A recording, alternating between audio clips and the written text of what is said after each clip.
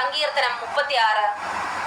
സംഗീത പ്രമാണിക്ക് യഹോവയുടെ ദാസനായ ദാവീദിന്റെ ഒരു സങ്കീർത്തനം.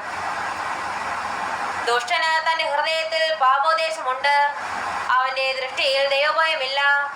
തന്റെ കുറ്റം തെളിഞ്ഞ് വെറുപ്പായി തീരുകയില്ല എന്നിങ്ങനെ അവൻ തന്നോട് തന്നെ മധുരവാക്ക് പറയുന്നു.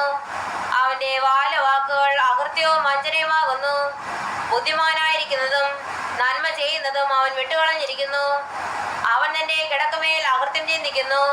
കൊള്ളരുതാത്ത വഴിയിൽ അവൻ നിൽക്കുന്നു, ദോഷത്തെ വെറുക്കുന്നതുമില്ല. യഹോവേ, നിന്റെ ദയ ആകാശത്തോളവും നിന്റെ വിശ്വസ്തത മേഘങ്ങളോളവും എത്തുന്നു. നിന്റെ നീതി ദിവ്യപർവ്വതങ്ങളെ പോലെയും നിന്റെ ന്യായവിധികൾ വലിയ ആഴയെ പോലെയും ആകുന്നു. യഹോവേ, നീ മനുഷ്യരെയും മൃഗങ്ങളെയും രക്ഷിക്കുന്നു. ദൈവമേ, നിന്റെ ദയ എത്ര വിലയേറിയത്! മനുഷ്യപുത്രന്മാർ നിന്റെ ചിറകിൻ നിഴലിൽ ശരണം പ്രാപിക്കുന്നു.